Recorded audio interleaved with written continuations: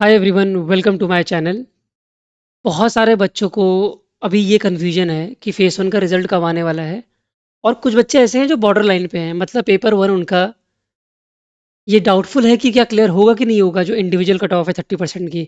और कुछ बच्चे ऐसे हैं जिनको डाउट पेपर टू में है कि जो उसकी इंडिविजुअल कट ऑफ 40% की है वो क्लियर होगी कि नहीं होगी। और कुछ बच्चे ऐसे भी हैं जिनको ओवरऑल कट ऑफ पे डाउट है। तो उन बच्चों में सबसे बड़ी दिक्कत अभी इस टाइम पे ये आ रही है कि उनको समझ नहीं आ रहा कि उनको आगे का पढ़ना चाहिए कि नहीं पढ़ना चाहिए। क्योंकि अगर उनका नहीं हुआ तो टाइम वेस्ट होगा और पढ़ने में मन भी नहीं लग रहा है, एंग्जाइटी हो रही है। तो मैं आपको आज फैक्ट बेस्ड कुछ ट्रेंड दिखाऊंगा, डायरेक्टली एनालाइज करके दिखा दूंगा कि कब आपका फेस वन का रिजल्ट आने वाला है। ठीक है। और वो जो डेट होगी जो मैं आपको बताने वाला हूँ, उसके पहले आपको क्या कर लेना चाहिए जिससे आपका नुकसान ना हो। ठीक है। चलो, सबसे पहले बात करते हैं ट्रेंड की और स्टार्ट्स की। कैसे पहले जो एग्जाम्स हुए थे उनमें कब एग्जाम हुआ था और कब रिजल्ट डेट आई थी सेबी के केस में। 2020 में जो एग्जाम हुआ था वो जनवरी 17 को हुआ था। 2020 का नोटिफिकेशन था, कोरोना की वजह से पोस्टपोन होकर 2021 में हुआ था एग्जाम जनवरी 17 को। जनवरी 17 को एग्जाम हुआ था। फेस वन का जो रिजल्ट आया था वो जनवरी 28 को आया था। मतलब 11 डेज में रिजल्ट आपका आ गया था। 11 दिन लिए थे सेबी ने रिजल्ट को निकालने के लिए। 2022 में 5 दिन लिए सिर्फ।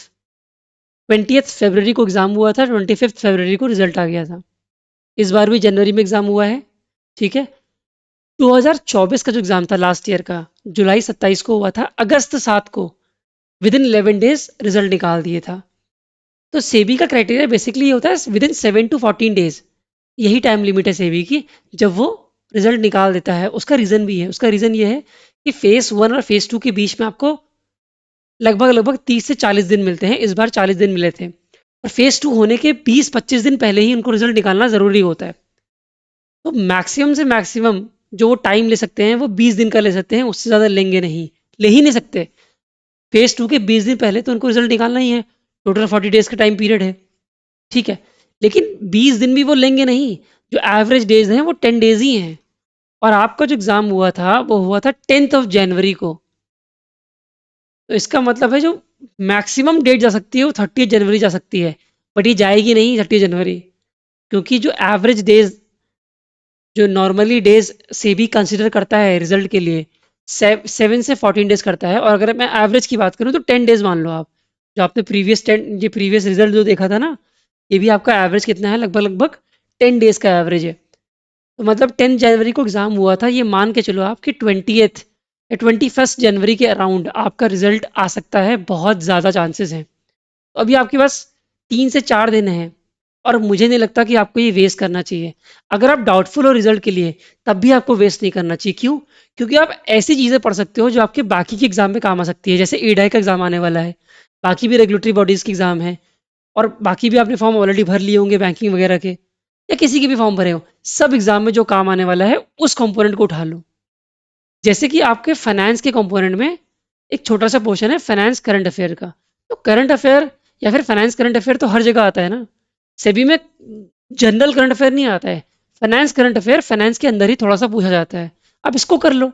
ये आपका नुकसान भी नहीं है भाई, आगे की तैयारी भी हो जाएगी और सेबी में हो गया तो आप थोड़ा सा एज भी ले लोगे। तो आपको क्या करना चाहिए इस टाइम पे, जब तक रिजल्ट अनाउंस नहीं हो रहा है। रिजल्ट की डेट मैंने आपको बता दी, 20 और 21 के अराउंड आपका रिजल्ट अनाउंस होने के सबसे ज़्यादा चांसेस हैं। यहाँ पे आपका रिजल्ट अनाउंस हो सकता है। तब तक आप पढ़ो फाइनेंस की करंट अफेयर्स, इस पे फोकस कर लो। और ये भी बहुत ज़्यादा नहीं पढ़ना है, ये कम टाइम में हो भी जाएगा। बाकी सब्जेक्ट तो बहुत ज़्यादा है, ये आपका कम वेटेज का है। तो एकदम प्रिसाइज पढ़ो, फोकस्ड पढ़ो। कैसे पढ़ना है मैं सोर्सेज आपको बता दूंगा, अभी फ्री के सोर्सेज बता भी दूंगा कि फाइनेंस करंट अफेयर कहाँ से एग्जैक्टली पढ़ोगे आप, और उतना काफ़ी है। उससे ज़्यादा पढ़ना भी नहीं है आपको, अभी मैं बता दूंगा आपको। दूसरी चीज़ जो आपको करनी है वो इंग्लिश डिस्क्रिप्टिव प्रैक्टिस कर लेना इसकी। जैसे एसए होगा, प्रेसी हो गया, रीडिंग कॉम्प्रिहेंशन हो गया, इसकी प्रैक्टिस कर लो। ठीक है। चलो, अब मैं आपको बताता हूँ कि फाइनेंस के करंट अफेयर्स आपको कैसे 3-4 दिनों में खत्म कर लेने हैं। इनफैक्ट 2 दिन में खत्म हो जाएंगे। बट ये फ्री का रिसोर्स कहाँ से मिलेगा मैं आपको बताता हूँ, जो सेबी के लिए मोर देन इनफ है। ठीक है, सेबी आरबीआई दोनों के लिए इनफ है। बट अभी आप सेबी के पॉइंट ऑफ व्यू से चलना। ठीक है। तो खाली सेबी का ही करके चलना, क्योंकि आरबीआई में बाकी करंट अफेयर्स भी आते हैं। ठीक है। बट सेबी में सिर्फ फाइनेंस करंट अफेयर आएगा। तो आपने ब्राउजर पे जाना। ठीक है। और ब्राउजर पे आप सर्च करोगे टॉप करो डॉट ऑनलाइन क्या सर्च करोगे, मैं आपको करके बता देता हूँ पूरा। टॉप करो डॉट ऑनलाइन, ठीक है। जब आप ये सर्च करोगे तो आपको ये पेज खुलेगा। ये पेज खुलने के बाद आप कोर्सेज पे जाना, ये फ्री का कोर्स है, हाँ कोई भी चार्ज नहीं है इसका। कोर्सेज पे जाओगे तो आपको ये पेज खुल के आएगा सामने आपका, ये वाला पेज। इसमें देखो पहला यहाँ पे कोर्स क्या लिखा हुआ है, finance current affairs for SEBI RBI and others. सिर्फ फाइनेंस की बात होगी यहाँ पे, फाइनेंस करंट अफेयर्स की, और यही आपका सेबी में काम आने वाला है। जब इस फोल्डर को आप खोलोगे तो साइन अप वगैरह कर लेना, एनरोल कर लेना, फ्री का कोर्स है, फ्री में कर लेना एनरोल, ठीक है। तो जब आप एनरोल कर लोगे उसके बाद कुछ ऐसा फॉर्मेट बन के सामने से आएगा। तो यहाँ पे सेक्शंस देखो पहले आप कौन कौन से रखे हुए हैं। इस फाइनेंस करंट अफेयर को 4 सेक्शन में बांटा हुआ है। 4 सेक्शन में पढ़ना है आपको। रेगुलेटरी अपडेट्स मतलब जो सेबी और आरबीआई एडाई वगैरह के जो अपडेट्स हैं जो इंपॉर्टेंट होते हैं वो सारे आपको यहाँ मिल जाएंगे। बैंकिंग फाइनेंशियल और मार्केट की जो न्यूज़ है मंथली वो यहाँ मिल जाएगी। अच्छा कितने महीनों के करना है, सिर्फ 3 महीनों का, नवंबर दिसंबर जनवरी और फरवरी के 15 दिन बस। एनुअल डॉक्यूमेंट में आपका बजट और इकोनॉमिक सर्वे आएगा, एग्जाम में आ सकता है आपका, अभी फरवरी 1 को आएगा, वो भी यहाँ पे अपलोड हो जाएगा, वो भी पढ़ लेना।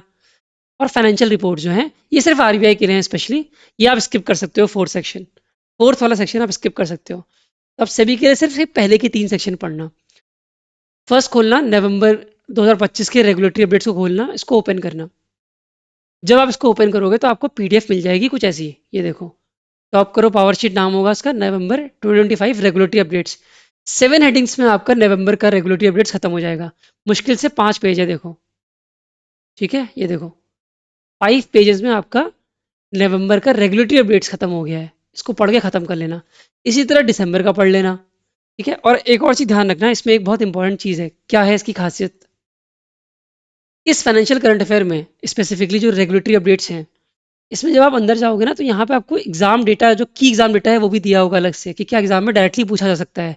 जैसे डोमेस्टिकली सिस्टमेटिकली इंपॉर्टेंट बैंक जो हैं, इनकी लिस्ट आई थी ना दिसंबर 28 को, तो उनके बारे में, ठीक है। और यहाँ पे टॉप करो ट्रिक लिखी हुई है। क्या लिखी है टॉप करो ट्रिक, मतलब एग्जाम में कुछ पूछा जा सकता है, तो एग्जैक्टली यहाँ पे लिखा हुआ है क्या, तो वो भी पढ़ लेना। तो इस तरह से बनाया गया है इस पीडीएफ को कि एग्जाम के पॉइंट ऑफ व्यू से, एग्जाम रेलेवेंसी के हिसाब से बनाया गया है, बिल्कुल फोकस्ड।